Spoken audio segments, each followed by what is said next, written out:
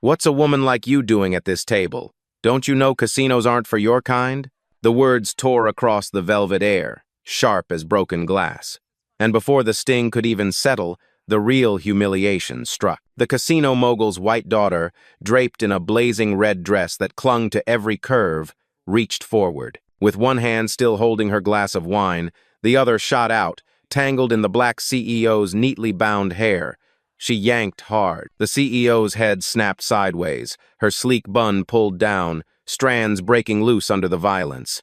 Chips scattered. A bourbon glass tipped, amber liquid flooding across the green felt table. Gasps rose from a few corners, but laughter drowned them. Two tuxedoed men at her side burst into roaring amusement, clapping each other as if the spectacle were scripted for them. Behind them, the crowd thickened, cell phones glowing, recording every brutal second. To them, this wasn't cruelty. It was entertainment. The black CEO's palms pressed against the table, anchoring herself.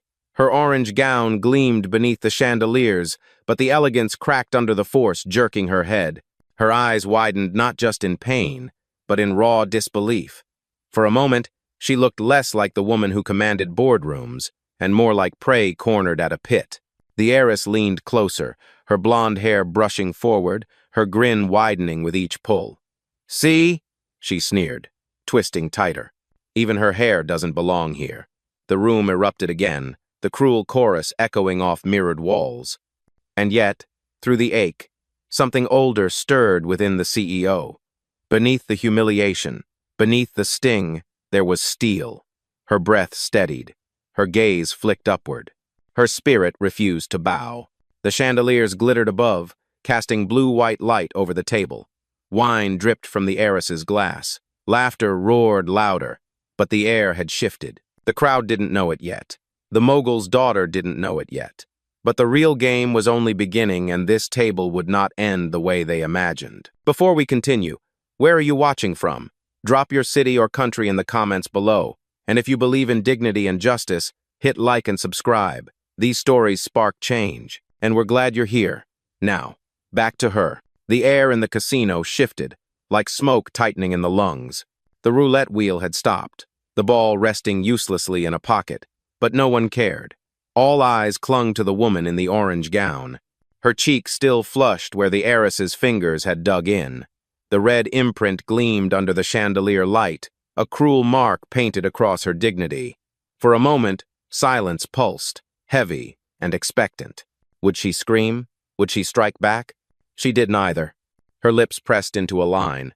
Her chin lifted a fraction higher, enough for the crowd to see that she would not shrink. But the stillness made her a mirror for their cruelty, reflecting their sneers, their laughter, their hunger for spectacle. A man in a tuxedo leaned toward his date. "She should be grateful anyone even noticed her," he muttered, not softly enough. The woman giggled, her diamonds quivering with each laugh.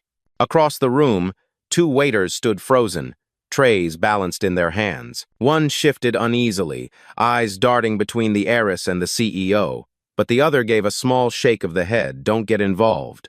Their silence was consent. The casino's hum grew crueler. Phones angled higher. Someone whispered, "This is going viral." The glow of screens lit up smirks, ready to immortalize the humiliation. The black CEO's heartbeat thundered in her chest, but her breathing slowed by choice. Do not give them what they want. Do not let their laughter write your story. Her hand rose not to retaliate, not to cover the sting on her cheek, but to smooth a stray strand of hair back into her sleek bun.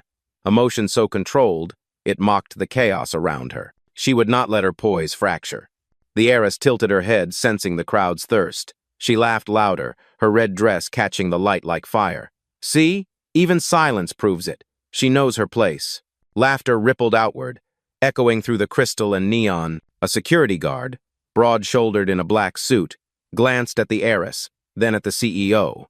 His eyes narrowed, not with protection, but suspicion, as though the one who had been struck was the problem. His hand rested lazily on his earpiece, waiting for a nod from the wrong person. The black CEO caught his stare, let it pass over her like smoke. She had learned long ago, when power pretends not to see, it is never blindness, it is choice. Her chest rose and fell. The sting on her face deepened into heat, but her gaze remained steady. The casino, with its marble floors and gold inlays, was meant to intimidate, to crush dignity under glitter. But she had walked through darker corridors and left them hers. The crowd leaned closer, sensing blood in the water. The heiress smirked, lips painted red to match her dress. She was certain she had won. But storms do not announce themselves with thunder. They build in silence. And somewhere beneath the weight of the crowd's laughter, the Black CEO's silence began to turn. The silence did not last. It never does in places built on noise. The heiress let her laughter spill like champagne overflowing its glass. She circled the Black CEO slowly, her heels clicking against marble, every step a declaration that this was her kingdom. Red silk shimmered under neon blue light, an arrogant flame against the cool glow of the casino. She tilted her head, eyes scanning the CEO's face as though appraising a flawed artifact. Then her voice rang out, cutting sharp through the air. Look at her. Even her cheek blushes darker than the chips on this table. The words drew a howl from the crowd. Men in tuxedos leaned forward with predatory grins. Women with diamond chokers covered their mouths, hiding smiles that weren't meant to be hidden. A dealer behind the blackjack table bit his lip to stifle laughter, but his eyes betrayed him. He wanted the scene to last. Phones captured every angle. The heiress knew it. She turned toward one lens and offered a smirk, dragging the Black CEO into her performance. "Smile for them," she hissed, tapping 2 fingers against the same cheek she had pinched. "Don't you want the world to see how gracious we are to let you stand here?" The crowd roared again. Someone at the bar shouted, "Take her picture with the loser's table," and more laughter followed, bouncing off crystal and brass. The Black CEO stood still, her spine unbent. Her face bore the sting, yes, but her eyes refused to bow. Silence wrapped her like armor, though every word clawed at her skin. The heiress leaned closer, her whisper sharpened for cruelty. "People like you don't sit at my father's tables. People like you serve the drinks, or clean the floors." Gasps of amusement filled the room. A young man raised his glass. "Cheers to that." Champagne spilled onto marble as others joined the toast, raising flutes not in celebration, but in mockery. The casino had become a stage, and the heiress was star of the show. The Black CEO was forced into the role of the fool, at least. That's how they scripted it. Her hand curled slightly at her side, the only sign of the storm beneath the surface. Her nails pressed into her palm until her skin tingled, but her face, her posture, remained a study in restraint. "Not yet," she told herself. "They think this is power. They think this is control. Let them choke on their laughter. Their empire is built on arrogance, and arrogance blinds faster than darkness." Across the room, one older man in a white dinner jacket watched with unease, his lips pressed thin, but he said nothing. His silence joined the chorus. The heiress spun dramatically, facing the crowd.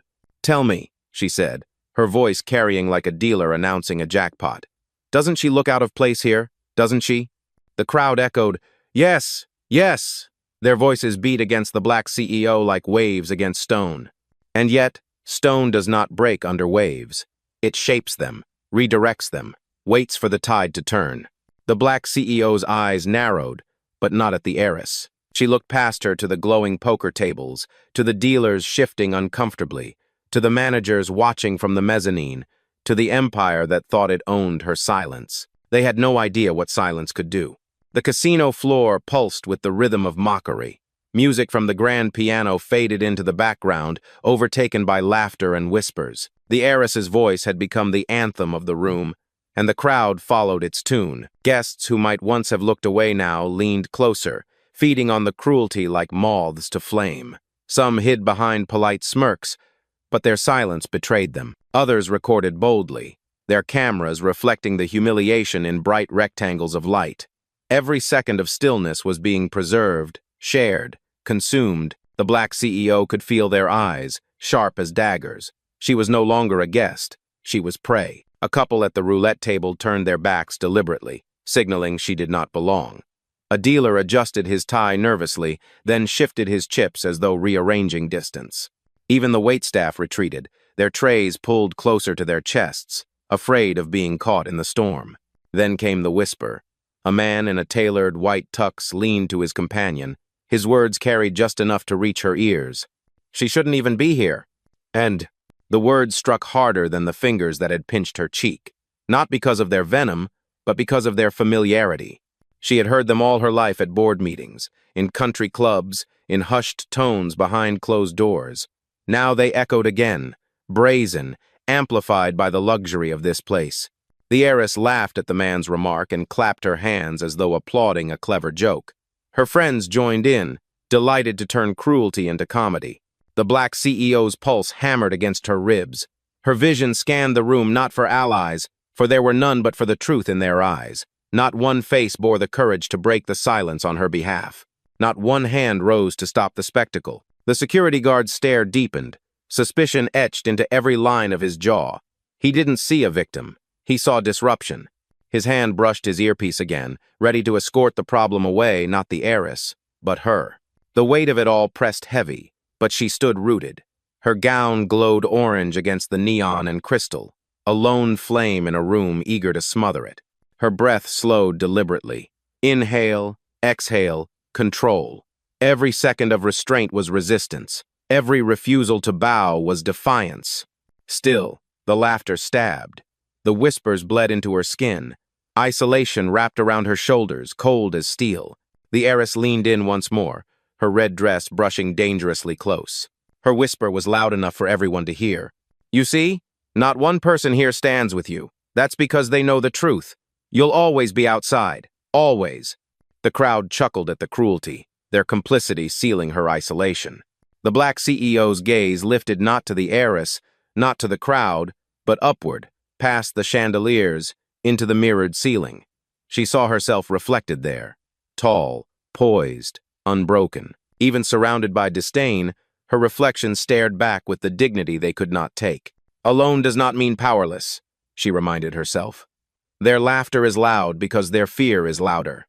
And tonight, they will learn why.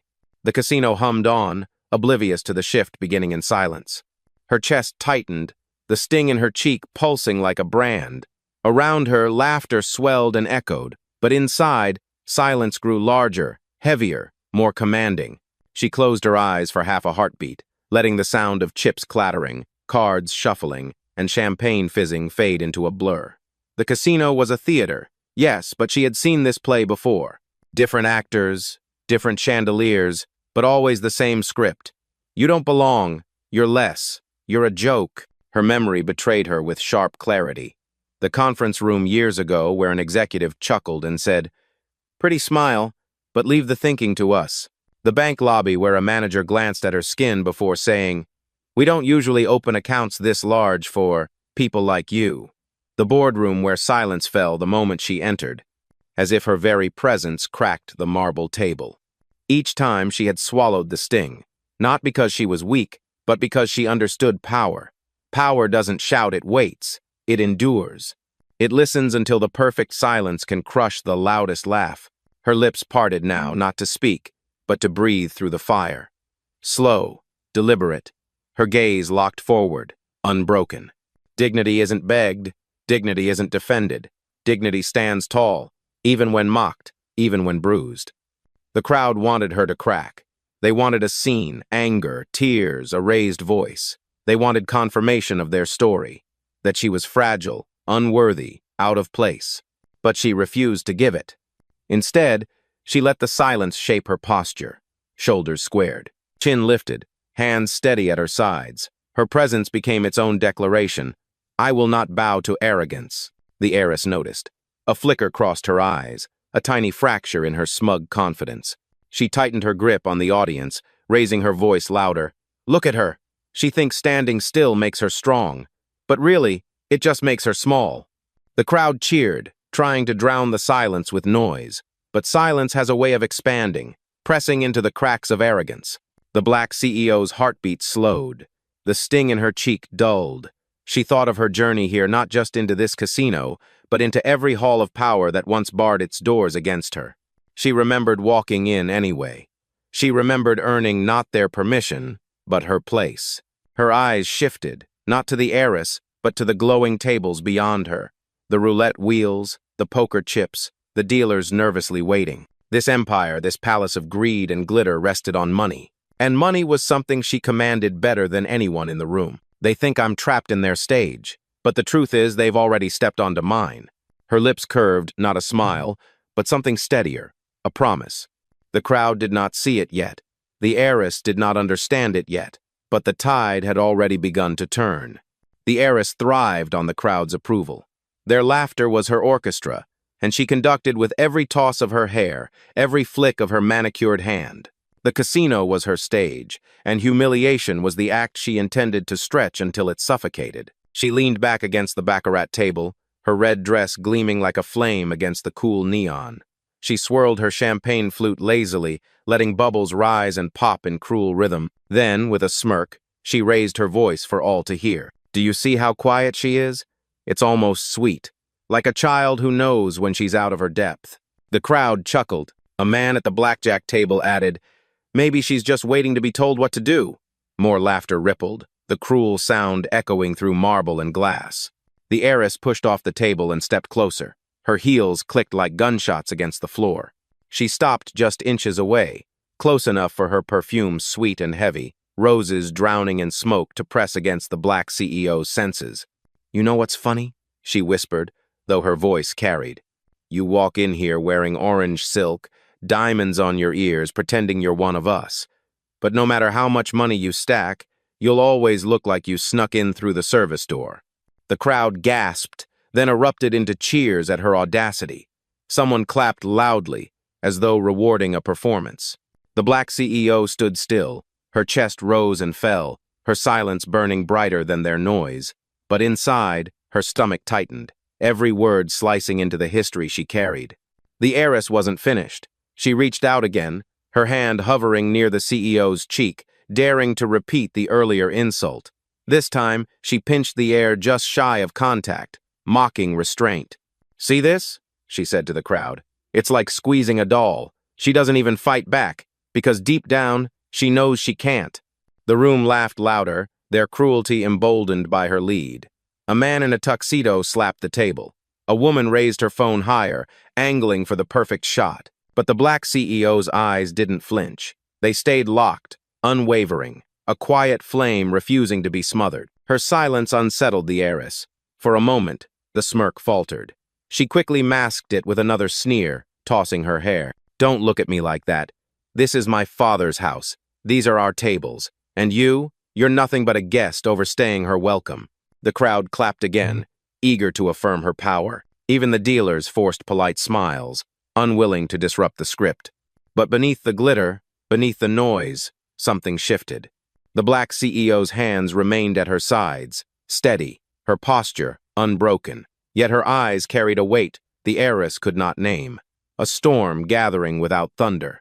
Let her gloat, the CEO thought. Let her believe she owns this room. The higher her laughter climbs, the harder the fall will shatter. The heiress lifted her glass in mock toast. To her, a living reminder that money can buy a dress, but never class. The room roared with laughter, the sound shaking the chandeliers. And still, the woman in orange stood tall, silent, burning, waiting. The laughter lingered like smoke, thick and suffocating. Yet as it echoed through the casino, something unexpected began to stir. The black CEO hadn't moved. She hadn't spoken. She hadn't raised a hand. But the stillness itself was beginning to change the air. It wasn't submission, it was defiance disguised as calm. Her silence spread like a shadow, creeping into the edges of the room. It made some guests shift uncomfortably, their laughter faltering. The dealers glanced at one another, unease flickering behind their trained smiles. Even the pianist, sensing the atmosphere, let the final note of his melody fade without starting another, the heiress noticed. And she didn't like it. She had expected begging, anger, tears, anything that would confirm her dominance. But instead, the woman in orange stood taller, her chin angled just enough to make the chandelier light crown her face. The flush on her cheek had cooled into steel, and those eyes, dark, unwavering, looked not at the heiress, but through her. It unsettled her. So she doubled down. "Oh, don't give me that look," she sneered, her voice sharp, desperate for control. She spun to the crowd. "Do you see this? She thinks silence makes her noble, but silence makes her small." Her audience laughed again, but the sound carried a strange edge, now less spontaneous, more forced. They were laughing because they had been told to. The black CEO's lips parted slightly. Not a smile, not words, just the suggestion of breath. The smallest signal that she was choosing restraint, not enduring it. And restraint, in that moment, was terrifying. The heiress's eyes narrowed. She stepped closer, close enough for her perfume to cloud the air again. Her voice dropped into a hiss meant for both the CEO and the crowd. I know what you're trying to do, but you don't scare me. You'll never scare me. Yet even as she said it, her hand trembled slightly on the champagne glass. She quickly hid it with another toss of her hair, but the black CEO had already seen. She feels it, the CEO thought. She feels the weight shifting. The crowd sensed it too, though none could name it. Their laughter came softer now, scattered instead of unified. Some guests lowered their phones. The spectacle was losing its shine. The black CEO inhaled deeply, the fabric of her orange gown shimmering with the movement. She didn't speak. She didn't need to.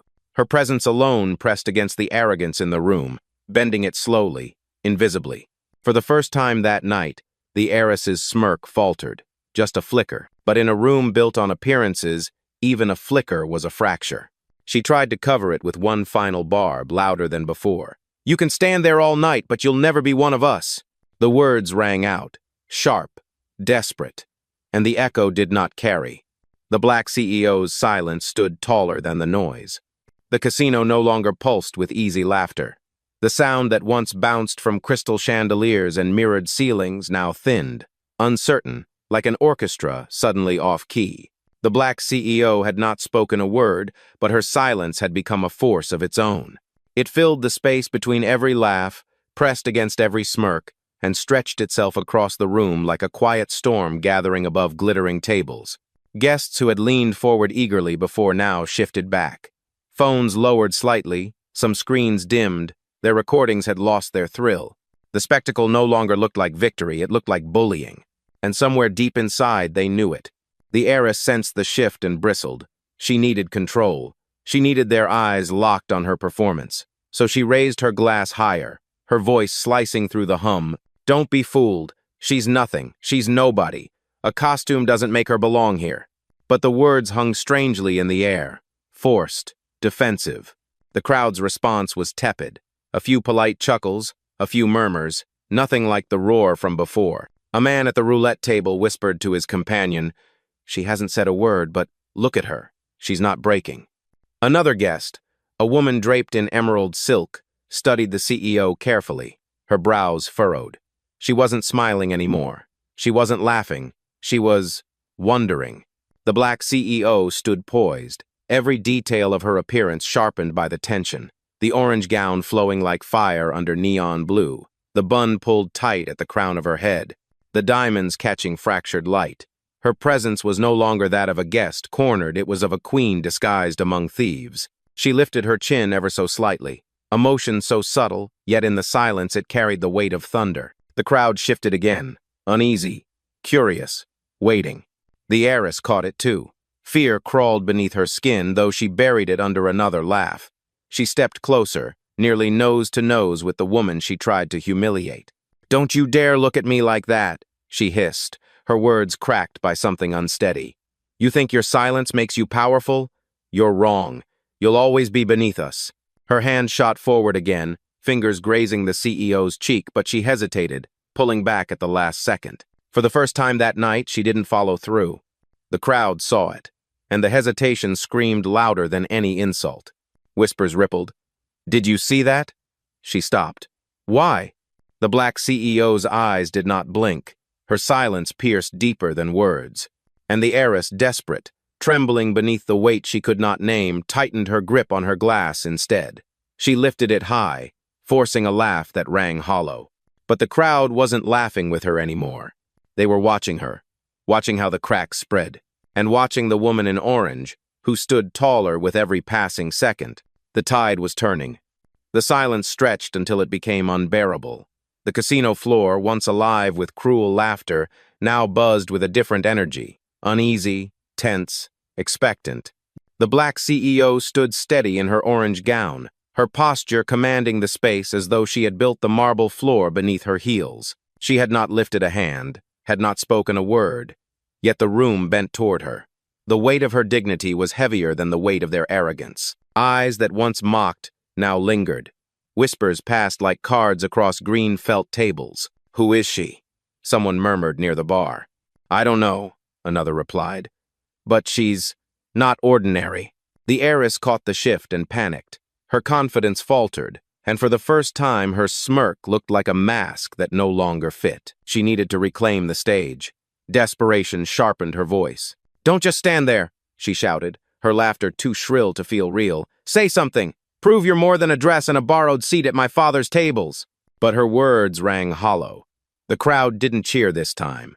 They watched, waiting not for the heiress, but for the woman she tried to break. The black CEO's gaze swept the room. Her silence pressed deeper, demanding their attention. Her eyes lingered on the dealers, the managers at the mezzanine, the men and women clutching their chips tighter. This empire thrived on fear, on silence, on spectacle. But tonight, the silence was hers. She finally moved just one step forward. The sound of her heel against marble cracked through the room like a gavel. Heads turned, breaths caught. The heiress instinctively stepped back. The movement was small, almost invisible, but the crowd saw it. And in that instant, the balance shifted. The black CEO didn't smile. She didn't speak. She simply let her eyes rest on the heiress, steady, unblinking. And the heiress trembled. Now they see, the CEO thought. Now they see who truly commands this room. Around them, the casino felt different. The chandeliers still glowed, the chips still clattered, but the energy was no longer owned by the heiress. It was owned by the silence, by the woman who had refused to bend. Guests who once sneered now glanced nervously at one another. The earlier laughter tasted bitter in their mouths. Some shifted uncomfortably, ashamed of their complicity. The heiress, cornered by an audience that was no longer hers, tightened her grip on her champagne glass until her knuckles whitened. She forced another laugh, brittle and sharp, but no one joined her. The black CEO let the moment stretch. She didn't need words to reclaim her dignity. Her silence had already done it. And yet, deep inside, she knew this was only the beginning.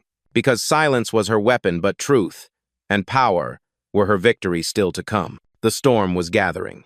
The air inside the casino thickened, the weight of silence pressing heavier than the clink of glasses or the shuffle of cards. The black CEO did not need to raise her voice. Her stillness had already dismantled the heiress's control. But now it was time to move.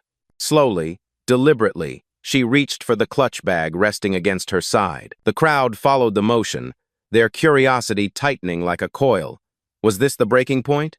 Would she lash out? Would she stumble? Number. She pulled out a phone. Sleek, black, gleaming under the neon. She held it loosely in one hand, her thumb hovering as though a single press could reshape the night. The heiress scoffed, her voice too sharp, too quick. "What? You're going to call for help? Call your driver to pick you up at the back entrance? Go ahead, call anyone. This is my father's world, not yours." But her laugh didn't catch. It faltered when no one else joined in. The black CEO lifted her gaze from the phone, locking eyes with the heiress. Then she pressed a button and lifted it to her ear. The room went still. The roulette wheel spun idly, its ball clicking in meaningless circles. A dealer froze mid-shuffle. Every head turned, every ear strained for a fragment of her words. Her voice, when it came, was low but unyielding, calm, precise. The kind of voice that carried weight without needing volume. "Yes, it's time. Pull 4 billion. Effective immediately." Gasps broke the silence. 4 billion. The number crackled like lightning through crystal air. A few guests laughed nervously, thinking it bravado, but others recognized the tone. This wasn't a bluff. She ended the call without ceremony, slipping the phone back into her clutch as though she had simply ordered a glass of water. The heiress blinked rapidly, her composure cracking. "You're bluffing. Nobody moves that kind of money with a phone call." But the crowd wasn't so sure. A man in a tailored suit leaned forward, whispering, "She can. I've heard of her if it's who I think it is." The whispers spread like wildfire. Words tumbled through the room. 4 billion? Who is she? Did she say immediately? The black CEO let the murmurs ripple unchecked. She didn't speak. She didn't need to. Her silence was now gilded with authority, every second building the tension tighter. The heiress, desperate to reclaim footing, slammed her glass down on the table. "You're nothing but a fraud in a dress. My father owns this place. You. But her words cracked, her voice straining against the weight of the silence, against the whispers she could no longer control. The black CEO tilted her head, her gaze steady, her presence unshakable. Then she took a single step closer, and the heiress stepped back again, this time without even realizing it. The crowd noticed, and in that step, the empire of mockery began to crumble. The murmurs grew louder, no longer whispers, but restless waves rolling across the casino floor.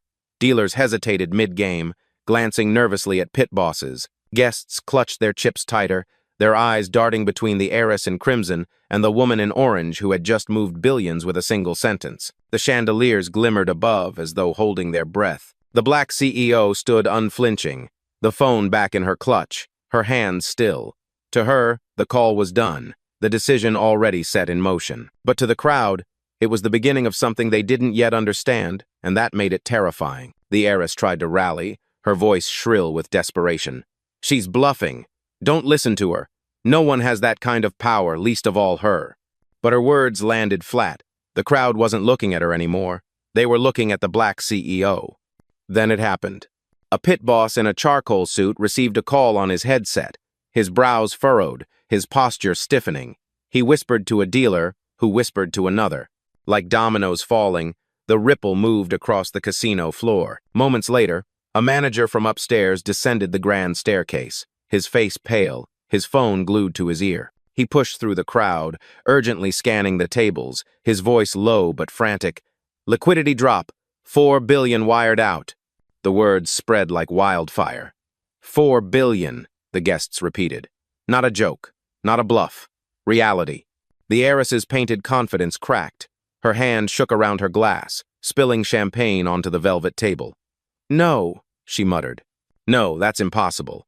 Daddy controls everything here. But the truth was unraveling in front of her. The empire wasn't untouchable, and the woman she mocked had just proven it. The black CEO remained still, her silence a throne she didn't need to claim. Her eyes swept the room, calm, deliberate, letting the weight of the moment crush the laughter that once drowned her. A guest near the bar muttered, "She just pulled out the floor beneath this place." Another added, "If she can move that kind of money, she doesn't need to prove anything to anyone." The crowd's energy shifted completely. No longer complicit in cruelty, no longer amused by the heiress's show. They were witnessing power, the kind that did not shout, did not beg, but simply was. The heiress stumbled for words, her voice a weak echo. She's lying. This is still my father's casino. We own this place. But no one was listening anymore. The black CEO's lips curved into the faintest trace of a smile. Not smug, not mocking. A promise. The kind of smile that carried centuries of survival, decades of resilience, and tonight, victory. And though she still had not spoken to her tormentor directly, her presence screamed louder than any insult could. You tried to make me small, but I am the storm that breaks your empire. The casino's hum dimmed into dread. The fall had begun. The casino's glittering facade began to fracture before their very eyes. What had been a temple of excess lights flashing, dice rolling, fortunes swinging now trembled under a truth it could not hide. The foundation had cracked. Phones buzzed in pockets. Screens lit up with breaking alerts from financial desks. Whispers sharpened into words. 4 billion pulled out. Liquidity gone. This casino is bleeding. Pit bosses rushed to corners, whispering frantically. Dealers froze mid-hand, their nervous smiles fading as the pit floor stilled. The roulette ball clattered to a stop, forgotten in its wheel. The black CEO stood unmoving in her gown of orange flame, her silence towering over the chaos. The heiress spun in place, panic etched across her once perfect face. "Stop staring at her! This is still my father's casino!" she shrieked, her voice cracking. She pointed desperately, her red dress trembling as much as her hands. "She's bluffing! She can't touch us!" But even as she said it, another manager descended the staircase, shouting into his headset, "We've lost major backers! The tables are frozen!" Gasps spread like sparks. Guests pulled away from the heiress, no longer entertained, no longer complicit. Her empire of laughter crumbled around her until only silence remained. And in that silence stood the woman she had mocked. The black CEO finally moved. One slow step forward. Another. The click of her heel echoed like a verdict. The heiress stumbled back, her once commanding smirk gone, her power drained. She had thrown words like daggers, hurled mockery like stone. And yet here she stood, small, powerless, cornered by the very silence she tried to ridicule. The black CEO stopped just short of her. Their eyes locked, one trembling, one unyielding. Then, for the first time, the CEO spoke. Her voice was low, calm, devastating. "You treated me like a joke. But tonight I wrote the punchline." The words hung in the air like thunder, rolling heavy across every corner of the casino. No one laughed. No one dared. The black CEO turned, her gown catching the chandelier's light like embers trailing in her wake. She walked through the parted crowd, every step the sound of finality. Guests moved aside instinctively, heads bowed, their eyes no longer mocking but reverent. They knew now. She wasn't just wealth. She wasn't just power. She was dignity made flesh, unyielding, undeniable. At the door, she paused. The silence followed her, thick, reverent. Then she left, the casino trembling in her absence, the heiress left standing alone in ruin. Outside, the night air was cool against her skin. The city stretched out before her, its towers glittering like stars bowing in acknowledgement. She lifted her chin, breathed deeply, and allowed herself the smallest of smiles, not for revenge, not for victory, but for the truth that needed no applause. She had endured, she had prevailed, and she had reminded the world justice doesn't always shout. Sometimes it simply stands tall.